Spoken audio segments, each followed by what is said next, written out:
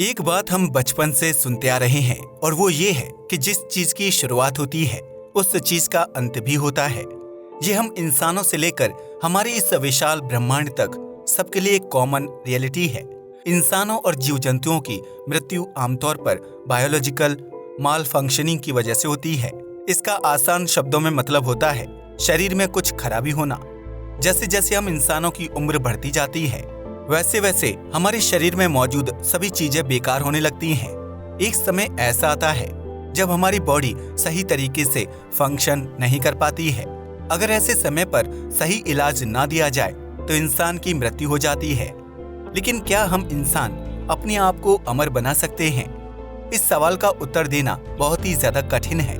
हालांकि दुनिया भर की काफी सारी ऐसी कंपनी हैं जो इस बात का दावा करती हैं कि मौत सिर्फ एक टेक्निकल प्रॉब्लम है जिसे आगे चलकर हम टेक्नोलॉजी और विज्ञान के जरिए सुलझा लेंगे। अगर आपने सेपियंस किताब को पढ़ा है तो उसमें भी इसी बात की चर्चा की गई है।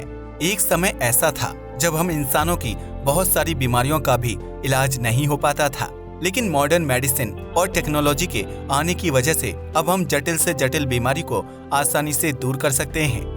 लेकिन क्या किसी इंसान को बिना मेडिसिनल टेक्नोलॉजी के अमर बनाया जा सकता है? शायद इसका जवाब वैज्ञानिकों के पास है और वो है फ्रीजिंग। जी हाँ, आपने सही सुना। आपको जानकर हैरानी होगी कि वैज्ञानिक एक ऐसी टेक्नोलॉजी पर भी काम कर रहे हैं जिसकी मदद से आपको जमा कर बहुत लंबे समय तक जिंदा रखा जा सकेगा। आज हम इसी टेक्नोलॉजी के बारे में बात करने वाले हैं, इसलिए इस वीडियो को अंत तक जरूर देखिएगा। 27 जनवरी 1967 में जेम्स बेडफोर्ड नाम के एक व्यक्ति की मृत्यु हो जाती है। अब आपके दिमाग में ये सवाल आ रहा होगा कि मैं आपको किसी अनजान व्यक्ति की मृत्यु के बारे में क्यों बता रहा हूँ। असल में जॉन ने मरने से पहले एक बहुत ही विचित्र तरह का कॉन्ट्रैक्ट साइन किया था। उस कॉन्ट्रैक्ट में ये लिखा था कि जॉन की मृत्यु के बाद उन्हें बर्फ में जमा दिया जाएगा। बर्फ में जमाने की वजह से उनके शरीर में मौजूद ऑर्गन बेकार नहीं होंगे और बहुत सालों तक बिल्कुल हेल्दी रह पाएंगे। वैज्ञानिक ऐसा बताते हैं कि अगर हम किसी ऑर्गेनिक चीज को बहुत लंबे समय तक ठंडा करके रखते हैं तो उसमें ऑलमोस्ट ना के बराबर चेंजेस होते हैं। जॉन ने इसी कॉन्सेप्ट का इस्तेमाल अपने शरीर पर करना चाहा। ऐसा करने के पीछे उनका कारण था मरकर वापस जिंदा होना। अगर उनके शरीर को बर्फ में जमा दिया जाएगा तो उनके शरीर में मौजूद कोई भी चीज खराब नहीं होगी। उन्हें तब तक जमाए रखा जाएगा जब तक कोई ऐसी टेक्नोलॉजी ना आ जाए जिससे मरे हुए इंसानों को जिंदा रखा जा सके या फिर ऐसी बीमारी को दूर किया जा सके जिसका फिलहाल कोई इलाज नहीं है। इस आइडिया को अपने दिमाग में रखते हुए उन्होंने अपने आप को क्रायोजेनिकली फ्रीज करा लिया। ये पहले ऐसे व्यक्ति थे जिन्होंने अपने ऊपर इस एक्सपेरिमेंट को करने की इजाजत दी थी। आपको जानकर हैरानी होगी कि दुनिया भर में ऐसे काफी सारे लोग हैं जो मौत से बचने के इस आइडिया पर विश्वास करते हैं। क्रायोजेनिक फ्रीजिंग एक बहुत ही तेज रफ्तार से ग्रो करने वाली फील्ड है और इससे जुड़ी कुछ टेक्नोलॉजी में गूगल जैसी बड़ी कंपनीज की भी फंडिंग लगी हुई है। जो भी लोग इस टेक्नोलॉजी पर विश्वास करते हैं और इसे अपने ऊपर यूज करना चाहते हैं उन्हें क्रायोनिक्स कहकर बुलाया जाता है। लेकिन यह प्रोसेस जितना आसान लगता है असल में उतना आसान है नहीं। अगर हमें भविष्य में अपने अंग बिल्कुल सही सलामत कंडीशन में चाहिए तो हमें उन्हें इस तरीके से फ्रीज करना होगा कि वह बिल्कुल भी खराब ना हो। यानी अगर हम प्रेजेंट टेक्नोलॉजी को अच्छे से सुधार कर बॉडी को सही रूप से फ्रीज करना सीख लेंगे तो भविष्य में ऑटोमेटिकली हम किसी भी इंसान को जिंदा कर पाएंगे। तो क्या हम इंसान अभी ऐसा करने के काबिल हैं? और क्या हम किसी भी व्यक्ति को इस तरीके से फ्रीज कर सकते हैं जिससे वह भविष्य में रिवाइव किया जा सके? इस प्रश्न का सवाल थोड़ा कॉम्प्लिकेटेड है। Human cryo preservation science fiction के द्वारा पॉपुलर किया गया एक टॉपिक है। यह आइडिया वैसे तो बहुत क्रिएटिव और अच्छा है, लेकिन फिलहाल यह सिर्फ हाइपोथेटिकल है। अगर आपने इंटरस्टेलर मूवी देखी है तो उसमें भी इस क्रायो प्रिजर्वेशन के कॉन्सेप्ट को दर्शाया गया है। फिलहाल तो ये सिर्फ एक साइंस फिक्शन का ही कॉन्सेप्ट है और इसे रियल में करना इम्पॉसिबल है। लेकिन ये बात पूरी तरीके से सच है कि इस कॉन्सेप्ट पर बेस्ड एक पूरा सब्जेक्ट है जिसे क्रायोबायोलॉजी कहा जाता है। क्रायोबायोलॉजी में लिविंग बीइंग्स को लो टेम्परेचर में एनालाइज किया जाता है। ऐसा करने के पीछे वैज्ञानिकों का मुख्य मकसद होता है इस बात को समझना कि जीव जंतुओं का शरीर लो टेम्परेचर में किस तरीके से बिहेव करता है।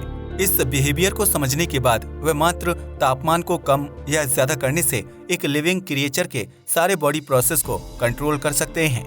यह फील्ड भले ही सुनने में बहुत सिंपल लगे, लेकिन असल में ये बहुत कॉम्प्लेक्स है। क्रायोबायोलॉजी में की गई रिसर्च से ये तो प्रूव हो चुका है कि जैसे जैसे तापमान कम होता जाता है, वैसे वैसे हमारे शरीर में मौजूद सेल की फंक्शनिंग भी धीमी होती जाती है। यह सिर्फ शरीर में मौजूद सेल नहीं, बल्कि हमारे वातावरण में मौजूद एटम्स के साथ भी होता है। जैसे जैसे किसी एरिया का टेम्परेचर कम होने लगता है, वैसे वैसे वहां पर मौजूद एटम्स के वाइब्रेट होने की फ्रीक्वेंसी भी कम होने लगती है। एक पॉइंट ऐसा भी आता है जहां पर यह मूवमेंट पूरी तरीके से स्टॉप हो जाती है। इस टेम्परेचर को कहा जाता है एब्सोल्यूट जीरो और इसकी वैल्यू होती है -273.15 डिग्री सेल्सियस। वैज्ञानिक ऐसा बताते हैं कि यह सिर्फ एक थियोरेटिकल टेम्परेचर है और किसी भी ऑब्जेक्ट के लिए इतना ज्यादा ठंडा होना एक इम्पॉसिबल बात है। एब्सोल्यूट जीरो की तरह ही हमारे शरीर के लिए भी एक ऐसा तापमान होता है जिस तक जाने पर हमारे शरीर की सेल्यूलर एक्टिविटी जीरो हो जाती है। ये तापमान है -130 डिग्री सेल्सियस। अगर हम इंसान किसी तरीके से अपने शरीर के टेम्परेचर को -130 डिग्री सेल्सियस से कम कर लेते हैं तो हम थियोरेटिकली अपने आप को क्रायो प्रिजर्व कर पाएंगे। अब शरीर को इतने कम तापमान तक ले जाना इतनी बड़ी बात नहीं है, लेकिन इतने लो टेम्परेचर में और भी बहुत सारी दिक्कतें होनी शुरू हो जाती हैं। हमारा शरीर लो टेम्परेचर में जितना समय बिताता है, इसमें मौजूद सेल उतनी ही जल्दी खत्म होने लगते हैं। अब इंटरेस्टिंग बात यह है कि हमारा शरीर खराब नहीं होता है, बल्कि यह पूरी तरीके से डिस्ट्रैक्ट हो जाता है। आइए जानते हैं कि यह पूरा प्रोसेस आखिर होता कैसे है। इस चीज को समझने के लिए हम एक रेड ब्लड सेल का एग्जाम्पल लेंगे। आमतौर पर यह सेल 37 डिग्री सेल्सियस के तापमान पर रहते हैं। उनके आसपास वाटर और केमिकल का एक सॉल्यूशन मौजूद होता है, जिसे केमिकल सॉल्यूट्स कहा जाता है। 37 डिग्री सेल्सियस के टेम्परेचर पर सारी चीजें बिल्कुल नॉर्मल रहती हैं, लेकिन जैसे जैसे यह तापमान घटने लगता है, वैसे वैसे हमें एक विचित्र फिनोमिना होता हुआ दिखाई देता है। जैसे ही एक रेड ब्लड सेल का तापमान फ्रीजिंग पॉइंट से नीचे चला जाता है, वैसे ही इसके अंदर मौजूद लिक्विड जमने लगते हैं। इसके अलावा इसके आसपास मौजूद केमिकल सॉल्यूट भी बहुत तेज रफ्तार से जमने लगते हैं और अपने कंसंट्रेशन को भी बढ़ाने लगते हैं। कंसंट्रेशन के बढ़ने की वजह से यह रेड ब्लड सेल चारों तरफ से पिचकने लगता है। इस प्रोसेस को ऑस्मोटिक शॉक के नाम से जाना जाता है और इसी की वजह से रेड ब्लड सेल की मृत्यु हो जाती है। अगर आपको नहीं समझ आया कि यह कैसे होता है, तो आइए इसे एक सिंपल एग्जांपल से समझते हैं। मान लीजिए आपके पास एक लाल रंग का गुब्बारा है, जिसे पकड़ने के लिए फिलहाल आप अपने एक हाथ का इस्तेमाल कर रहे हैं। अगर आप इसके साइड पर एक हाथ से फोर्स लगाएंगे तो यह गुब्बारा पीछे की ओर भागने लगेगा। ऐसे में आप अपने दोस्त को बुलाकर गुब्बारे के दूसरे साइड से भी फोर्स लगाने को बोलते हैं। इस केस में गुब्बारा पिचकने तो लगेगा, लेकिन उसके आगे और पीछे की साइड बाहर निकलने लगेगी। यह देखते हुए आप दो और लोगों को बुलाते हैं और उन्हें गुब्बारे को आगे और पीछे की दिशा में दबाने को बोलते हैं। यह होने के बाद आप नोटिस करेंगे कि अब गुब्बारा लेटरल साइड से नहीं, बल्कि ऊपर और नीचे की साइड से बाहर निकल रहा है। इसे भी टैकल करने के लिए आप अपने एक और दोस्त को बुलाते हैं, जो इस गुब्बारे को ऊपर से दबाने का काम करता है। अब यह गुब्बारा चारों तरफ से कवर हो चुका है और अगर सब लोग एक साथ इस पर फोर्स लगाएंगे तो यह तुरंत ही फट जाएगा। यहाँ पर गुब्बारे को आप रेड ब्लड सेल समझ सकते हैं और इस पर लगाए गए हाथों को केमिकल सॉल्यूट। जैसे जैसे सेल के आसपास का तापमान घटता है, वैसे वैसे उसके आसपास मौजूद केमिकल सॉल्यूट की मात्रा बढ़ने लगती है। सॉल्यूट की मात्रा बढ़ने की वजह से रेड ब्लड सेल के ऊपर ज्यादा फोर्स पड़ता है और वह फट जाता है। इसी चीज को ऑस्मोटिक शॉक कहा जाता है। इसी प्रोसेस की वजह से हमारे शरीर में मौजूद red blood cell -130 degree Celsius के तापमान तक पहुंचने से पहले ही डिस्ट्रॉय हो जाते हैं। इस केस में क्रायो प्रिजर्वेशन को परफॉर्म करना इम्पॉसिबल हो जाता है, क्योंकि रेड ब्लड सेल का उस तापमान तक पहुंचना पॉसिबल ही नहीं है। अब इस प्रोसेस को सिर्फ हम इंसानों में ही देखा जाता है। इनफैक्ट हमारे शरीर में भी ऐसे काफी सारी सेल मौजूद हैं जो लो से लो टेम्परेचर में भी अपने आप को बिल्कुल सही सलामत रखने के काबिल हैं। वैज्ञानिकों ने समुद्र में ऐसी काफी सारी मछलियों को भी ढूंढा है जो इस तरह से विकसित हुई हैं कि उनके शरीर में एंटी फ्रीज प्रोटीन्स मौजूद होते हैं। जैसा कि इनके नाम से ही पता चलता है, यह प्रोटीन मछलियों के शरीर में मौजूद सेल को जमने से रोकते हैं। सिर्फ इतना ही नहीं, वैज्ञानिकों ने तो मेंढकों में भी ऐसे प्रोटेक्टिव एजेंट्स को फाइंड किया है जो इन्हें सब जीरो टेम्परेचर में भी अपने आप को जीवित रखने में मदद करते हैं। इंटरेस्टिंग बात यह है कि इन मेंढकों का भी शरीर बिल्कुल हम इंसानों की तरह ही 70% पानी से बना होता है। ऐसे में अपनी सेल्स को बर्फ में जमने से बचाना बहुत ही मुश्किल बात हो जाती है। हम इंसान कभी भी ऐसे वातावरण में नहीं रहे हैं जहां पर हमें एक्सट्रीम ठंडी का सामना करना पड़े। इसकी वजह से हमारे शरीर में ऐसी कोई भी प्रोटीन डेवलप नहीं होते हैं जो सेल्स को जमने से रोक पाएं। लेकिन वैज्ञानिकों ने इन जीव जंतुओं पर स्टडी करके ऐसे बहुत सारे तरीके ऑलरेडी डेवलप कर लिए हैं जिसके जरिए हम अपनी सेल्स को जमने से रोक सकते हैं। वैज्ञानिकों ने इन जीव जंतुओं पर रिसर्च करके ये पता लगाया कि आखिर इनके शरीर में ऐसी क्या चीज है जो इन्हें जमने से रोक रही है। इनके शरीर के स्ट्रक्चर को स्टडी करने के बाद उन्होंने उसी स्ट्रक्चर को रिप्लिकेट करके अपने लेबोरेटरी में क्रिएट कर दिया। आपको जानकर खुशी होगी कि आज यह टेक्निक दुनिया भर के काफी सारे अस्पतालों में भी इस्तेमाल की जा रही है और यह पूरी तरीके से सक्सेसफुल है।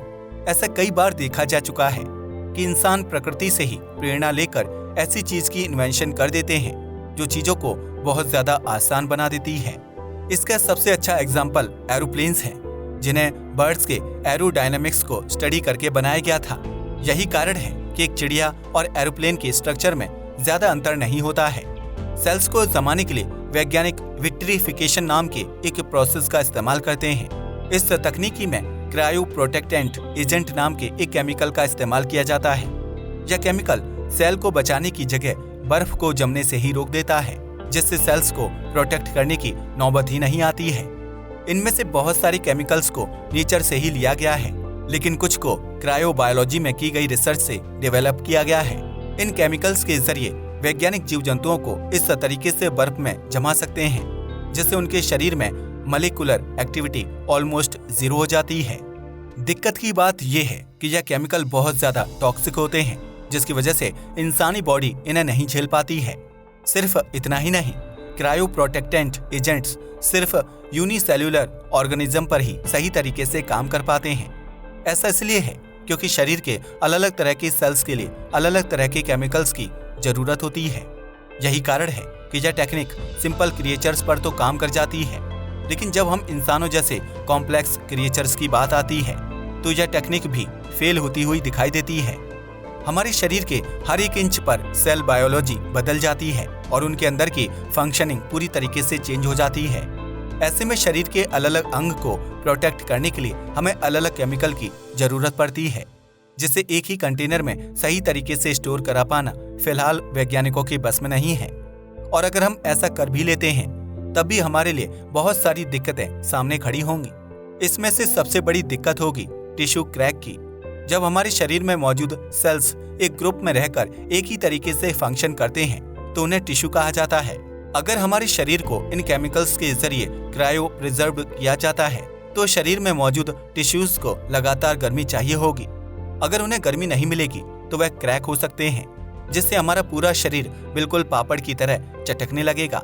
वैज्ञानिक विट्रीफिकेशन का इस्तेमाल करके बहुत सारे इंडिविजुअल ऑर्गन्स को क्रायो प्रिजर्व कर चुके हैं। इनमें से कुछ ऑर्गन्स हैं ब्लड वेसल्स, हार्ट वाल्व्स और हमारी आंखों में मौजूद कॉर्निया। आज भी दुनिया भर में क्रायो प्रिजर्वेशन का बहुत बड़े लेवल पर इस्तेमाल किया जाता है। आपने IVF तकनीकी के बारे में तो सुना ही होगा, जिसे आमतौर पर उन महिलाओं के लिए इस्तेमाल किया जाता है जिन्हें प्रेग्नेंट होने में प्रॉब्लम हो रही होती है। इस तकनीकी का फुल फॉर्म होता है इन विट्रो फर्टिलाइजेशन। जैसा कि आप जानते ही होंगे कि मेल स्पर्म्स और फीमेल एग्स की आपस में फ्यूज होने की वजह से जाइगोट की फॉर्मेशन होती है। यही जाइगोट आगे चलकर मैच्योर होने के बाद एक बच्चे का रूप ले लेता है। कुछ महिलाओं के शरीर में यह फर्टिलाइजेशन का प्रोसेस नहीं हो पाता है, जिसके लिए वैज्ञानिक लेबोरेटरी में स्पर्म्स एंड एग्स को फ्यूज करा देते हैं। अगर यह प्रोसेस सक्सेसफुल हो जाता है तो वह इस फर्टिलाइज्ड एग को फीमेल यूट्रस में इम्प्लांट कर देते हैं, जिससे वह महिला प्रेग्नेंट हो जाती है। इन स्पर्म्स एंड एग्स में कोई खराबी ना आए, इसलिए वैज्ञानिक इन्हें क्रायो प्रिजर्व कर देते हैं। ऐसा भी माना जाता है कि जब हम इंसान अंतरिक्ष में ट्रेवल करना शुरू करेंगे तो हम ऐसे ही cryopreserved eggs and sperms को अपने साथ लेकर चलेंगे। ऐसा इसलिए है क्योंकि अगर हमें किसी दूर के ग्रह तक जाना है तो इंसानों की सिर्फ एक जनरेशन ऐसा करने में सफल नहीं हो पाएगी। इसलिए हमें इंसानी रिप्रोडक्टिव सेल अपने साथ कैरी करके चलने पड़ेंगे, जिससे समय आने पर हम नए बच्चों को क्रिएट कर पाएं। क्रायो प्रिजर्वेशन का इस्तेमाल करके काफी सारे ऑर्गन्स खराब होने से बचाए जाते हैं। जब भी किसी पेशेंट का ऑर्गन ट्रांसप्लांट होना होता है तो उस ऑर्गन को डोनर के शरीर से निकालकर सबसे पहले क्रायो प्रिजर्व किया जाता है। इसके बाद वैज्ञानिक यह चेक करते हैं कि उस ऑर्गन में कोई खराबी तो नहीं है जो पेशेंट को आगे चलकर दिक्कत दे सकती है। जब सारी चीजें बिल्कुल सेट हो जाती हैं तो ऑर्गन्स को क्रायो प्रिजर्वेशन से हटा दिया जाता है और तुरंत ही पेशेंट की बॉडी में फिट कर दिया जाता है। आमतौर पर क्रायो प्रिजर्वेशन के लिए क्रायोजेनिक स्टोरेज टैंक का इस्तेमाल किया जाता है। यह टैंक अपने अंदर लगातार बहुत ही लो टेम्परेचर को मेंटेन करने के काबिल होते हैं। ऐसा करने के लिए इन स्टोरेज टैंक्स में लिक्विड नाइट्रोजन एंड कुछ और क्रायोजेनिक सब्सटेंस का इस्तेमाल किया जाता है।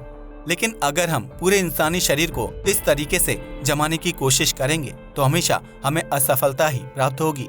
जैसा कि मैंने आपको पहले ही बताया कि इसका कारण है हमारे शरीर में मौजूद कॉम्प्लेक्सिटी। इंसान लाखों सालों तक इस तरीके से विकसित हुए हैं कि हमारे शरीर में मौजूद हर अंग बिल्कुल अलग तरीके से काम करता है। सिर्फ इतना ही नहीं बल्कि इन सेल्स के स्ट्रक्चर भी एक दूसरे से बिल्कुल अलग होते हैं।